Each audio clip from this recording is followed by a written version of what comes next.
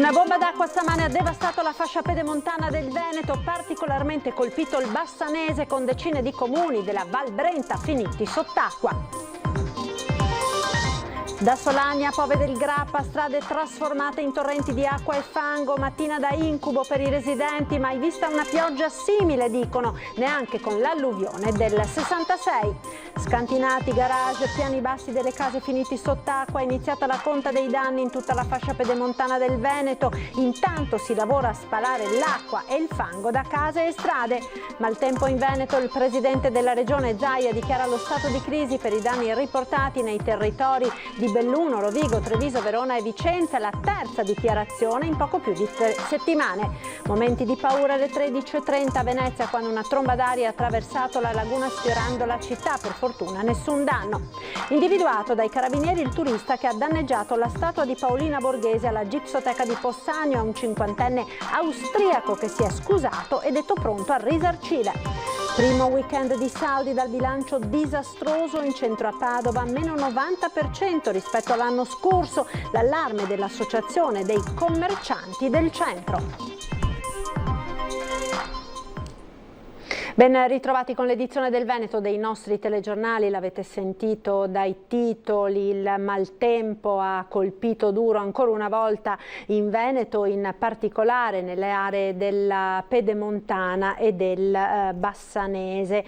Centinaia gli interventi da parte dei vigili del fuoco, in particolare nei comuni di Solagna, di Bassano, di Pove del Grappa, soprattutto per cantine e taverne allagate, fango e detriti portati dalle piogge, alberi caduti, danni davvero ingenti. Vediamo quindi le immagini della devastazione di oggi nella nostra copertina d'apertura.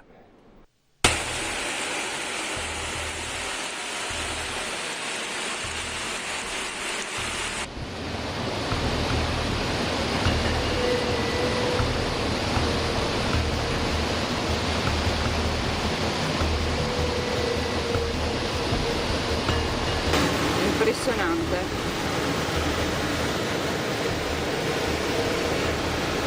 È un fiume.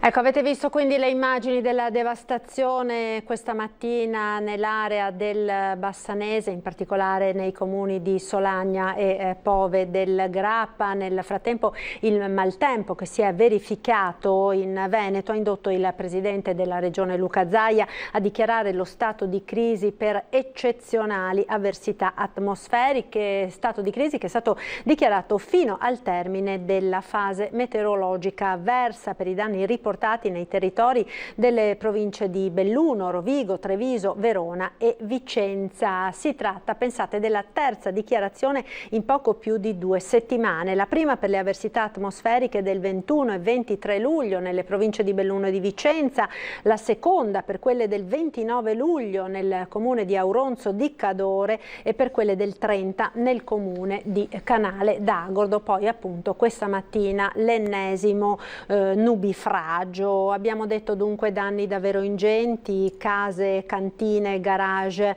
allagati. Sentiamo nel prossimo servizio le prime testimonianze di chi ha visto con i propri occhi il fiume di acqua e fango. Siamo a Pove del Grappa.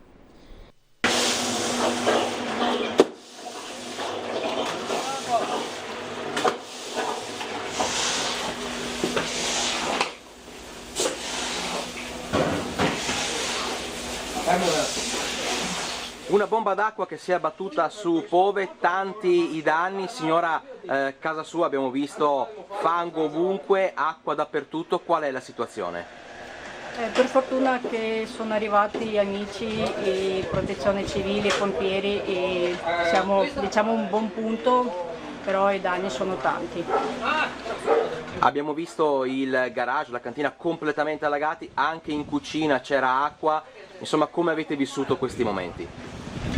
È un po' brutto, soprattutto la nostra figlia che ha vissuto in prima persona queste cose, ha preso tanta paura e anch'io quando sono arrivata dal lavoro ho trovato un macerie davanti alla casa praticamente e buchi di terra, insomma così.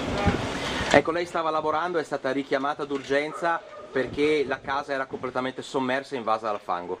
Sì, esatto. Proprio così ho lasciato il lavoro, è arrivata qua di corso. E adesso la conta dei danni, intanto bisogna ripulire tutto e poi insomma capire quanti danni ha fatto questo maltempo, questa alluvione qui a Pove. Sì, speriamo che meno possibile, però fa male il cuore, diciamo, pensare a tutte queste cose. È una cosa inaspettata e così, speriamo.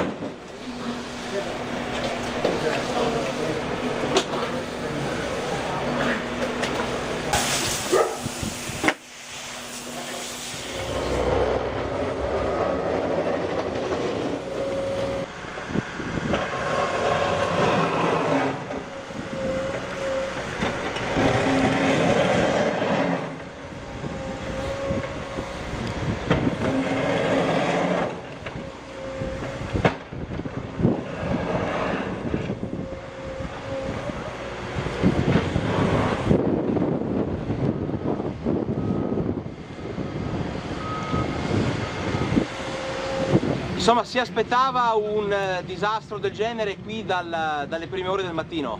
Mai visto una cosa del genere, non mi aspettavo proprio. Com'è la situazione non solo qua in centro ma anche verso la montagna? Verso la montagna non lo so, ma comunque dovrebbe essere un disastro anche su perché stanno pulendo anche sulle strade più alte qua. Da che ora è qui stamattina? Dalle 11. E quanto fango ha raccolto? 3 camion fino adesso. Spango, sassi. La normalità, insomma, quanto ci vorrà per avere un attimo le strade di nuovo percorribili? Per stasera.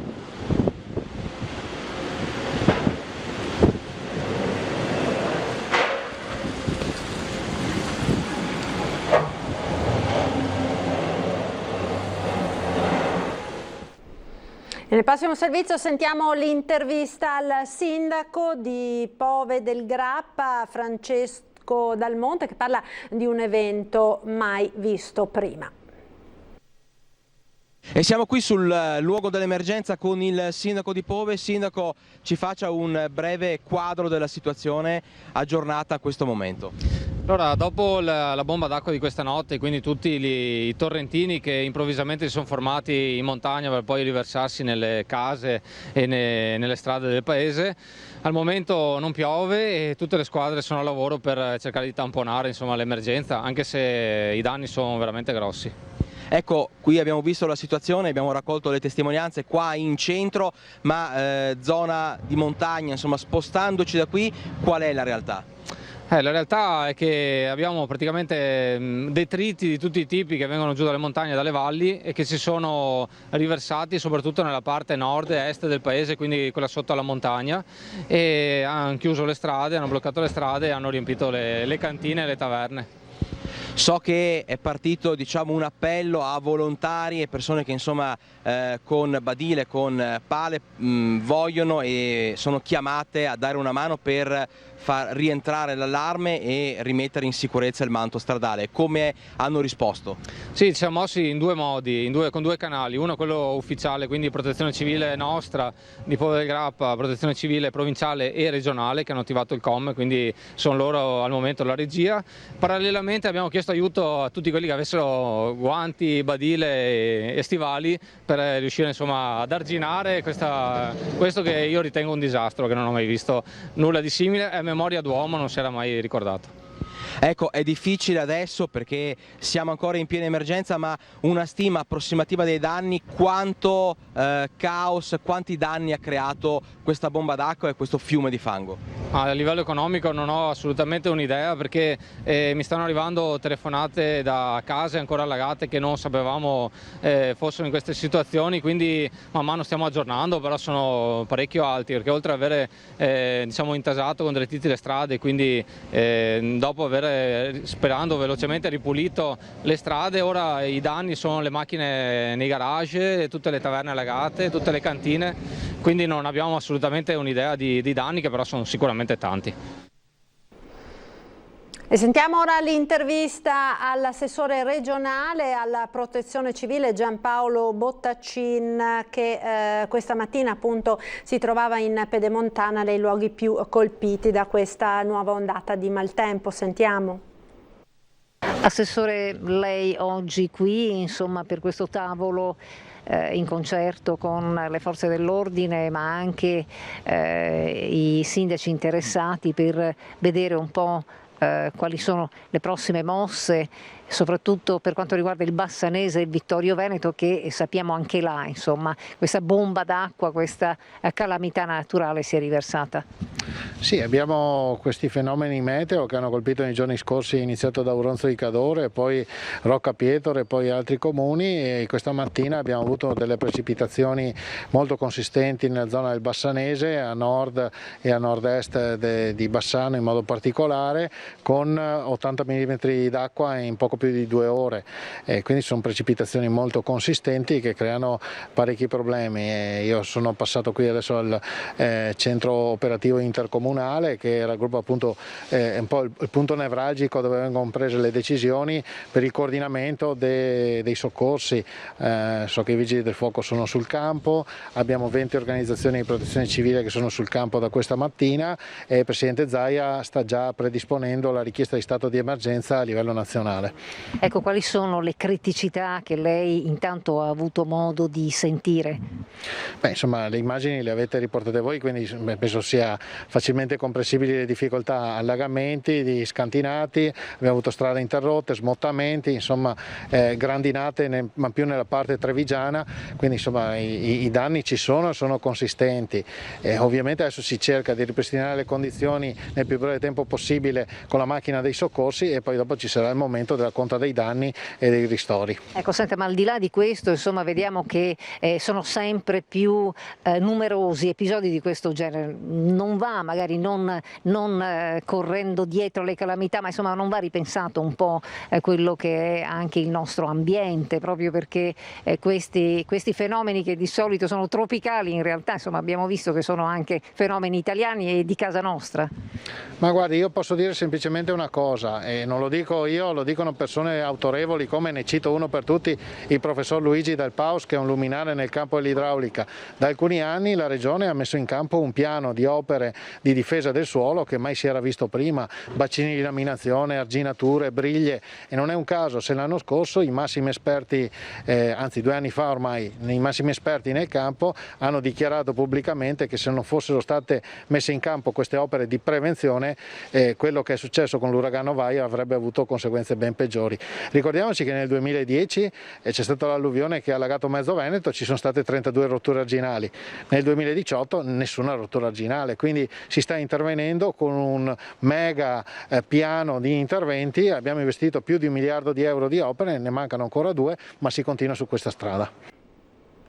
Ecco, restiamo a Solagna. Tra le tante testimonianze sentiamo anche quella di un ristoratore, Giovanni Doro. Sentiamo. Una disperazione, comunque non ci siamo fatti niente, dunque i beni materiali si mettono a posto. La cantina sotto acqua, 3 metri di acqua sotto, tutto allagato, e speriamo che insomma, macchina distrutta, ma siamo vivi, e questo perché abbiamo preso paura, perché l'acqua era veramente alta. Mai visto una cosa così? Ma ti puoi far vedere eventualmente? Sì. Così ci guardiamo, entriamo perché c'è Melma e che non entriamo per capire. Non c'è l'elettricità, non c'è l'elettricità. questa è la cantina allagata. Quindi questa è? Questi sono tutti i vini che ho, che adesso sono inutilizzabili. E la macchina, dicevi, perché è distrutta? Perché è stata alzata la corrente in corte, è stata buttata fuori e per fortuna non si è incastrata sul portico e ha sbattuto dappertutto, non so come sia perché è venuta a prenderla e l'hanno portata su, non so se si può utilizzare oppure no. Ma come me ci sono tanti, però siamo un po' penalizzati, però ci risolleveremo, vedremo cosa fare. E sentiamo ora la testimonianza di questo residente che praticamente ha avuto la casa completamente invasa dall'acqua, che addirittura ha divelto il portone dell'abitazione. Sentiamo. Cosa è successo qui? All'improvviso è arrivata un'onda talmente forte che siamo in 2 secondi è entrato. Ma il garage così divelto è stata l'acqua? Sì, è stata l'acqua. E lei dov'era? E dopo sono scappato su di sopra, al piano superiore, perché in 2 secondi c'era già 20 cm di acqua. E poi all'improvviso poi continuava a piovere e si è alzato talmente forte che... E quindi... Quindi questo è il suo garage? Sì. Completamente allagato? Completamente allagato. Divelto dalla forza dell'onda? L'onda, esatto. Una bomba d'acqua? Bomba d'acqua. C'era grandine, acqua a volontà. Ha preso paura in quel momento? No. Io siamo scappato di sopra. No, non pensavo insomma una cosa così, però insomma è andato tutto bene, tutto sommato, dai, non c'era nessuno giù. È andato bene, dai. E adesso? E adesso aspettiamo i pompieri che vengono a sistemarmi un po' qui. Ed ora andiamo a Bassano del Grappa, vediamo in città la situazione.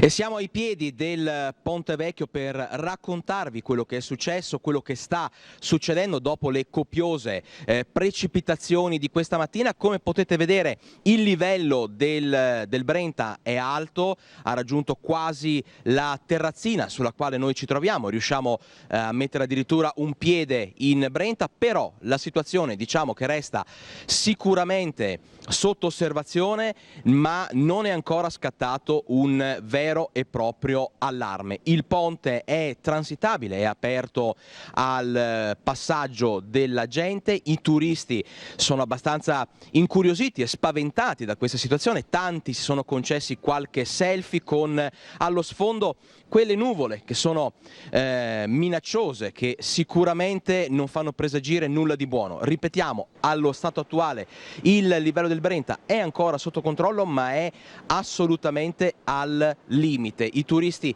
passano sul Ponte Vecchio con passo spedito perché c'è un po' di timore, c'è un po' di paura, c'è un po' di curiosità. Sono tanti quelli che non hanno mai visto, non hanno assistito a un evento del genere. Ripetiamo, anche nei collegamenti che abbiamo fatto in diretta durante il racconto di questa mattinata, c'è chi ha paragonato questa situazione all'alluvione del 1966, in realtà fortunatamente le proporzioni sono assolutamente diverse, la situazione più critica resta quella di Solagna.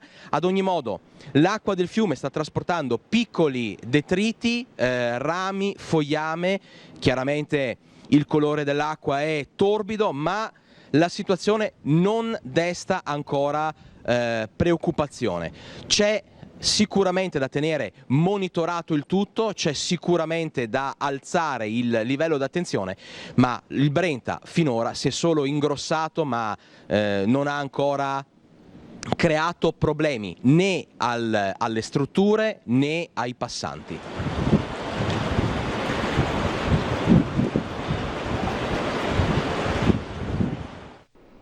I problemi a causa del maltempo, l'abbiamo detto in apertura, ci sono stati in diverse zone del Veneto, dalla pedemontana trevigiana al veneziano. Ne parleremo nel corso delle nostre edizioni provinciali dei TG. A Venezia oggi c'è stata anche molta paura per una tromba d'aria, momenti di paura che fortunatamente non hanno avuto conseguenze appunto a Venezia a causa del forte maltempo che ha attraversato il Veneto nel corso della giornata. Attorno alle 13:30 una tromba d'aria ha attraversato la laguna di Venezia, state vedendo appunto le immagini, senza però fortunatamente toccare la città e senza appunto toccare edifici e provocare danni. Il fenomeno era ben visibile dalla città ed ha creato non poca preoccupazione, ma fortunatamente nel suo percorso, come detto, la tromba d'aria non ha toccato la città di Venezia. Ci fermiamo ora per la pubblicità. Linea alla regia, tra poco.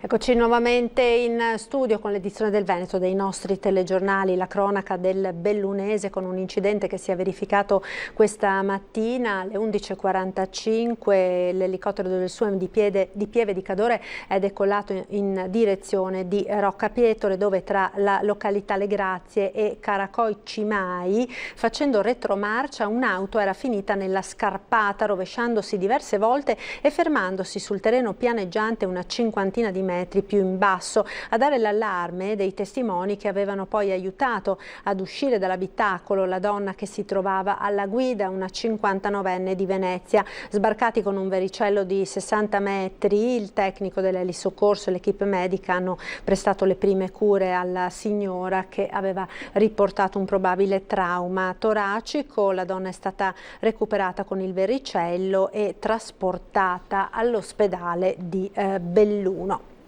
È stato individuato dai carabinieri l'autore del danneggiamento alla statua in gesso di Paolina Borghese alla Gipsoteca di Possagno. Si tratta di un turista austriaco. Fondamentale il video delle telecamere di videosorveglianza del museo. Vediamo. Eccolo, maglietta verde e calzoncini da mare, mentre si mette in posa semisdraiato accanto alla statua in gesso di Paolina Bonaparte, mentre una donna lo immortala con la macchina fotografica. Sono le 12:30 del 31 luglio. Le immagini delle telecamere di videosorveglianza della Gipsoteca di Possagno lasciano poco spazio alle interpretazioni. Il turista, alzandosi, urta il piede dell'opera danneggiando 3 dita. L'uomo se ne accorge, fa finta di nulla, si allontana, torna indietro forse a verificare l'entità del danno, per poi allontanarsi definitivamente dalla sala. Grazie ad un'attenta indagine, i carabinieri della stazione di Pieve del Grappa sono riusciti ad identificare il turista austriaco autore del danneggiamento.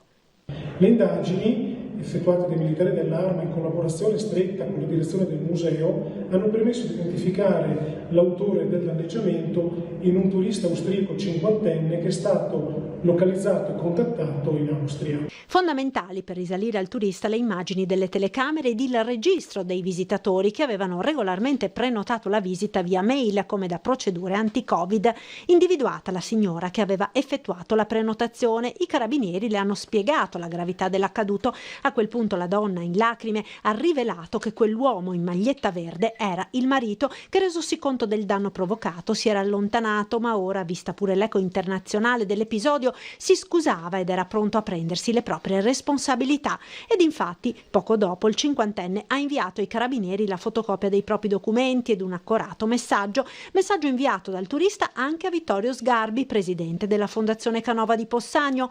Rimango a completa disposizione per questo incidente, precisa il turista nella mail. È stato un comportamento irresponsabile da parte mia. Le conseguenze non mi erano note, pertanto ho continuato normalmente la visita al museo e l'intero soggiorno in Italia. Non sono fuggito. Il cinquantenne chiede quindi informazioni sui passi che sono necessari da parte mia in questa situazione per me molto spiacevole e per la quale, in primo luogo, conclude, mi scuso in tutti i modi. Nel frattempo, tutta la documentazione sul caso è stata inviata dai carabinieri alla Procura di Treviso, che coordina le indagini. Primo weekend di saldi, l'associazione dei commercianti del centro di Padova lancia l'allarme. In questi primi giorni si è registrato un negativo rispetto all'anno scorso, allo stesso periodo dell'anno scorso, del 90% in meno. Sentiamo. Ci sono giunti stamane i dati che sono stati forniti dai nostri associati, i negozi di abbigliamento, di calzature, di accessoristica e i saldi rispetto al 2019 hanno avuto un calo, anzi meglio dire un crollo di circa il 90%. Questi i dati negativi per il commercio padovano, a dirlo le stime dell'ACC, l'associazione dei commercianti del centro, che registra in questo primo weekend di ribassi un calo di quasi il 90% delle vendite rispetto al primo fine settimana di saldi del 2019. L'emergenza sanitaria ha colpito duro il comparto del commercio. I negozianti speravano di invertire la tendenza con le svendite di fine stagione. Se i dati non miglioreranno, saranno in molti a dover abbassare le serrande per sempre.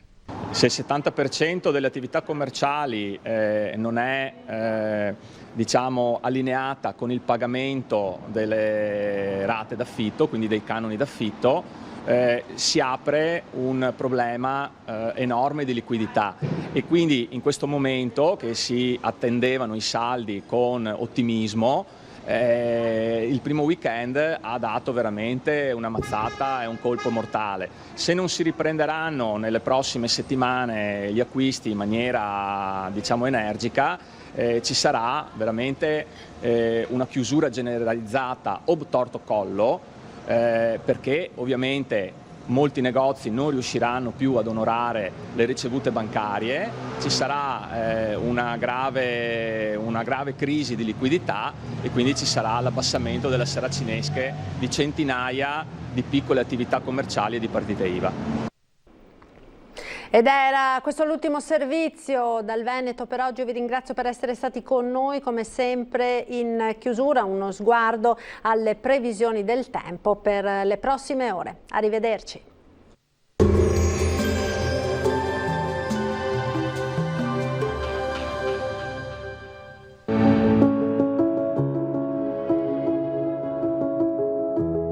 Ad accogliervi sarà Conegliano.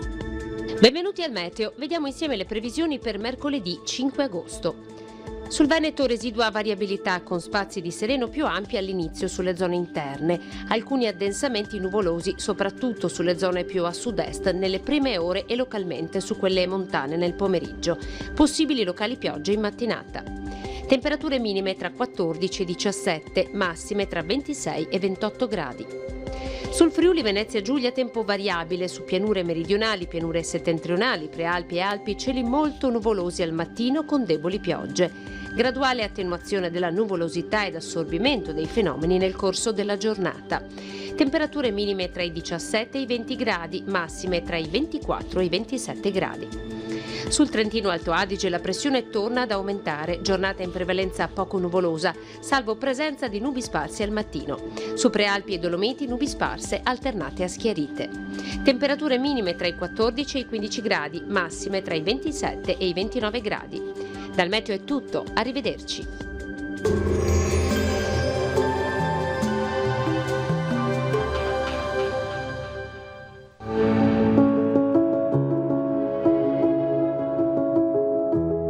Ad accogliervi sarà Conegliano.